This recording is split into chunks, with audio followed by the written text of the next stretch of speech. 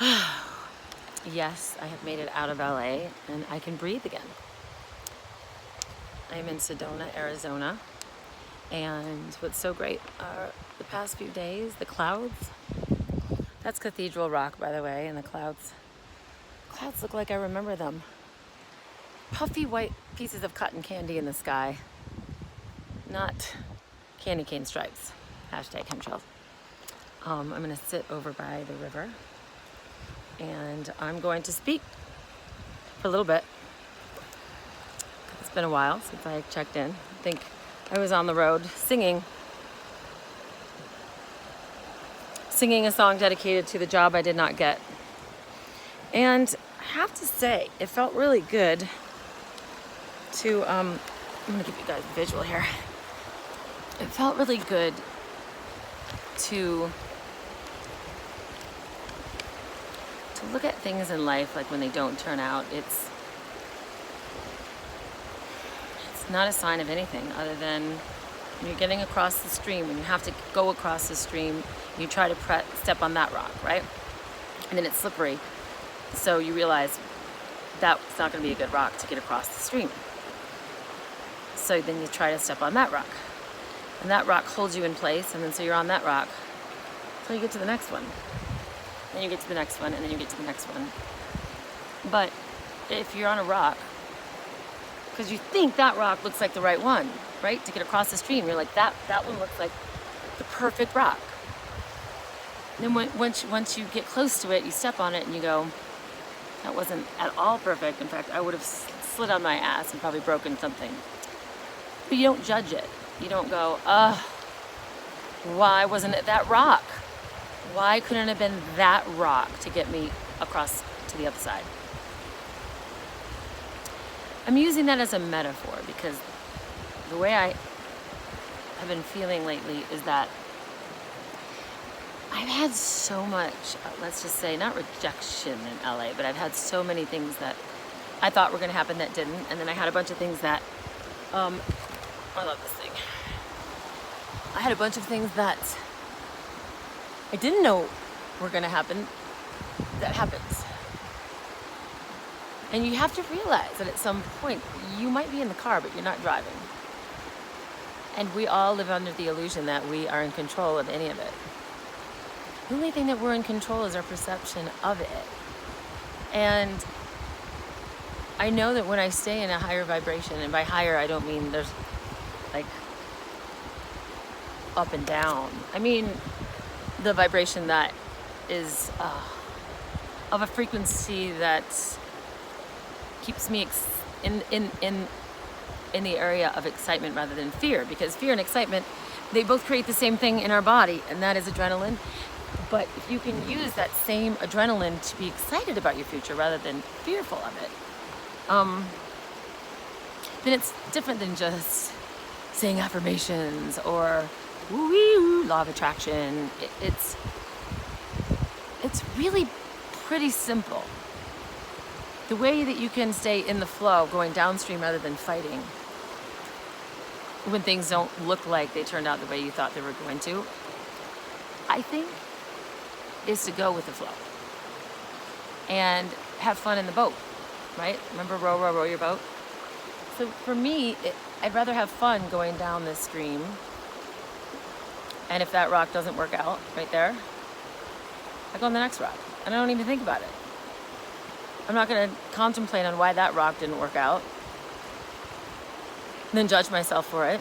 And then create a whole story about that rock. It's what we do every day, right? We create stories about things. It's funny because I'm noticing it goes back to simple teachings I learned a long time ago, which is that we're making it mean machines, and that we make things mean, and then that's what we live from, not what actually happens. Because what happens is you're just crossing the stream, stepping on rocks. And we make it mean this, or we make it mean that, and sometimes I even think in astrology, we're making it mean something. And everyone has a story. So make your story a good one. Make your story a fun one. Like, if I'm gonna go down this river anyway, and I wanna try to be in the flow rather than resisting, I wanna be on a boat that's fun, with people who are fun going with me on the boat. Not people who are stressed, not people who are doubting that the boat's gonna make it. You ever been on a roller coaster ride with someone that's just in such fear that it's not even fun? I mean, I still have fun with that because I kind of laugh at their fear. It kind of sounds mean, but it's not really that. It's just, don't you want to be in a boat when you're going down the stream with people who are really fun? It makes the experience more fun. So I was thinking about the people in my boat, or the people that I want in my boat, and I realized I really need them to have a sense of humor. It's not even like a little, maybe they should. It's prerequisite. It's a must.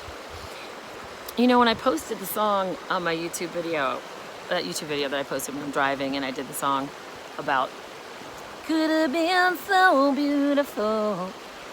That was me using humor. And I was surprised at some comments that were like, you're not gonna manifest with that attitude. Ooh, turn that frown upside down. I'm like, did you watch the video? I am actually enjoying myself more than anything just doing that. But people are still like, well, maybe you should just not get anything in that frequency. I'm like, hey, you're not in my boat. Not my boat. If you don't have a sense of humor, you cannot be in my boat. I don't care how smart you are. I don't care how rich you are. I don't care how evolved you think you are. The most evolved people that I've ever met have a sense of humor because this is, look, just look at this. This is a beautiful thing that we get to experience. I mean, some of it sucks. When I fell out of my boat in Costa Rica, I almost drowned. But we get to experience it, so why not have fun with it? And if the job didn't work out, write a funny song about it rather than judging yourself or, you know what I'm saying? Do you know what I'm saying? And you can't make someone have a sense of humor either, I realize. Like, I can't say, be funny or think of it with humor. I think I was born with that, thank God. But you have to have it. So last night, I'm in Sedona and I'm at my parents, and I'm probably going to be living here when I move out of LA in a month. And I actually have neighbors.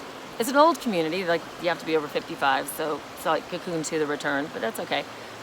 So I'm at my neighbor's house for dinner. I socialize, my parents don't. They used to, but whatever, that's another story. Don't know how I came from them, but and on my way down the little canyon to my neighbor's little trailer home, there's this woman that, like, I feel like I'm in a David Lynch movie a lot of the times. It's super dark and all the stars are just like exquisite. I've never seen so many. And there's no moon because who knows anymore where that thing goes. Every now and just not there. I appreciated that because I wanted to see the stars. So there's all these stars twinkling and twinkling and twinkling. And she stops me. It's dark. She looks kind of creepy. She's got like witch hair, white hair to here. She just stops and she looks at the stars. She looks up kind of like angrily at the stars. And she goes, you see him twinkle? You see that one twinkle? See that one twinkle? I'm like, well, there's a lot of them twinkling, but yeah, okay, that one. And she just shakes her head like this. Goes like this. And then I'm like, oh boy, this is gonna be one. I could just tell when it's gonna be a moment. And she says, they're all looking at us. There's nothing we can do. They're watching every move and there's nothing we can do. What she said. And then she kept walking. But as she walked away, I said, excuse me, maybe if they're all looking at us, maybe they want to learn from us or be entertained. So if they are watching us, because in her world they are, I said, let's make it the best reality show they've ever seen. Let's make it so entertaining that everybody on their planet comes together, you know, like a Netflix night, and says, oh, I can't wait. Did you see what happens in Rachel's life this week? So she was going to move to Salt Lake City, and now she's not. And then she wrote this funny song because she didn't get the job. And then because she wrote that funny song, the agent sent that funny song to the head of iHeartRadio, and he said, oh my God, she's epic, brilliant, so much personality. We have to find a radio show for her. So the fact that I did that song might lead to another, right? But if it was a show, I'd be fascinated. I'd be like, oh my God, she did that song, and then that's going to lead to something else, but we don't know what. So right now, she's just, her landlords are checking for mold, because I think that's why they kicked me out. But they didn't kick me out. They gave me 60 days, which is legal to do. I checked. If they want to renovate and resell it. So, but I think they did it so quickly that there's probably mold, and maybe that's why I had all those bronchial issues exactly a year ago this week. Chemtrail lung. Good, weird thing to be known for. Could have been mold lung. I'd have to change my name. Couldn't be chemtrail lung anymore. It'd have to be mold lung. Anyway, if you don't get that reference, yeah, well, just put my name in chemtrail lung, and then you'll get it. You weren't along for the journey, and that's probably a blessing. Let's change the background a little bit. It's kind of cool. Trees. I like hiking when there's trees, not when it's barren. And so this is my favorite place to go hiking because lots of trees. So that's what I said to her. I said, well, if they're gonna watch us anyway, why don't we make it like the most amazing reality show ever? Like, let's make it entertaining. Let's make it fun. And then she just kind of looked at me. I couldn't see the expression on her face, so I'm not gonna lie, even though it'd be nice to take creative liberty and have a really fun end to that story, but she just kept walking up the hill. But now I'm sharing it with you. She seemed really angry that the stars were watching her. I'd be like, hey, that's just another venue for me.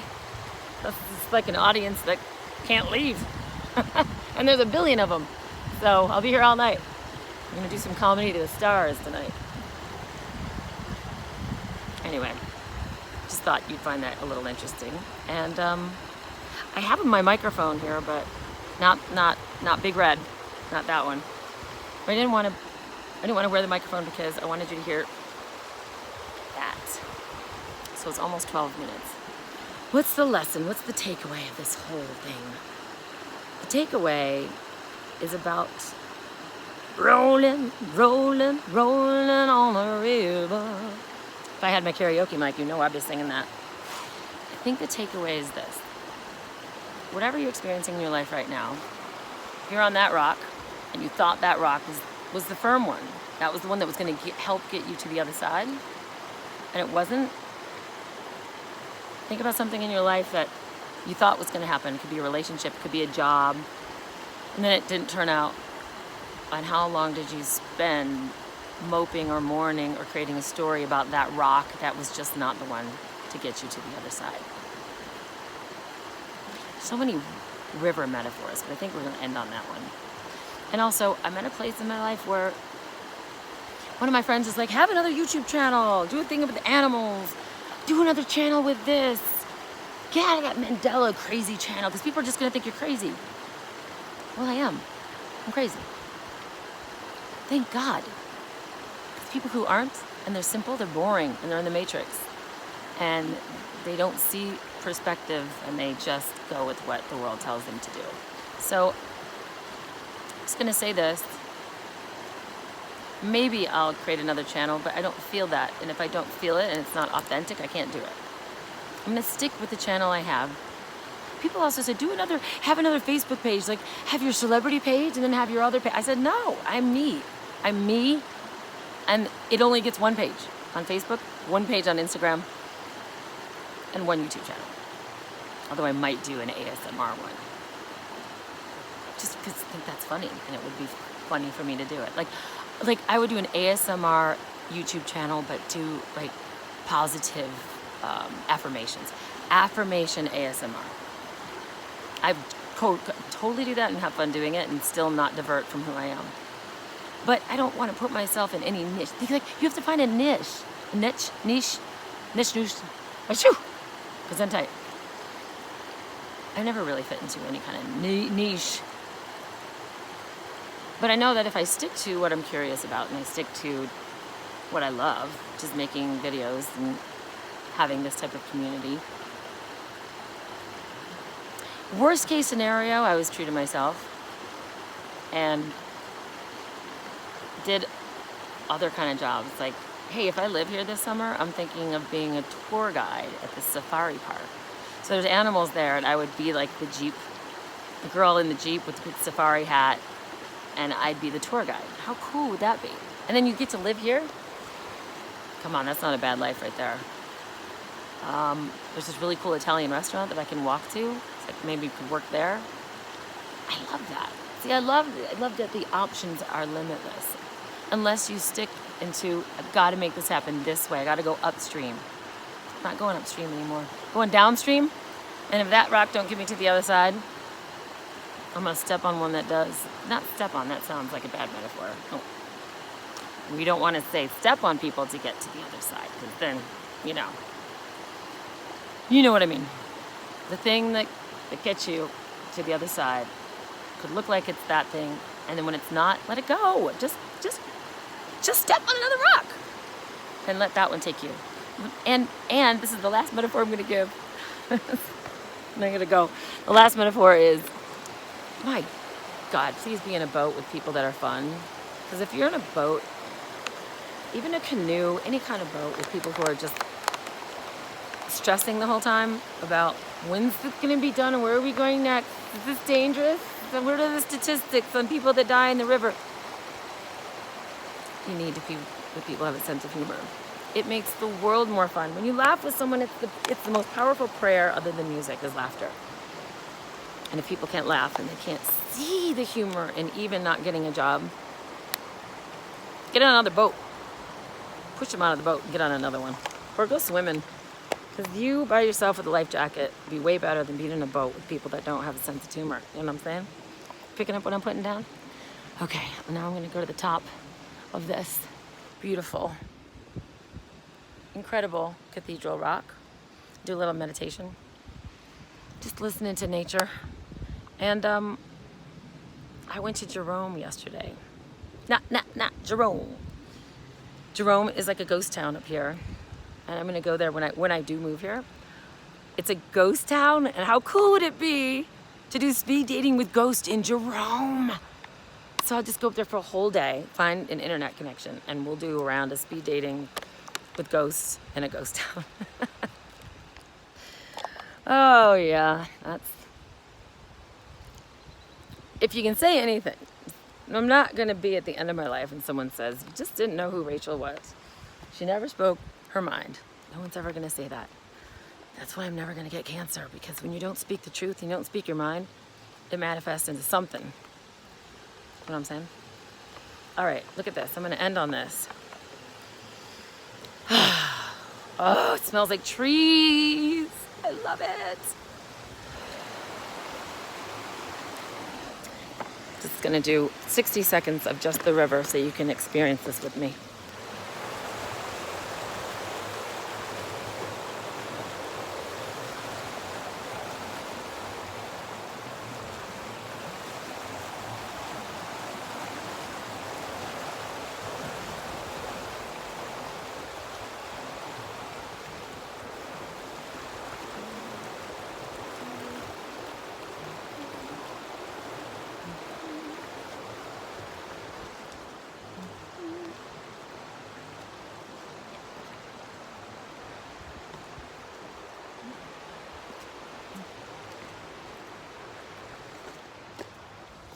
Okay, now I gotta cross the river, and I'm gonna look at a rock, and I'm gonna step on that rock. If that rock gets me over, awesome. Even if it doesn't, I'm just gonna step on another one. Not that complicated, guys. We complicate everything so much. It's pretty simple. So, namaste, awake, bisexual. See you later.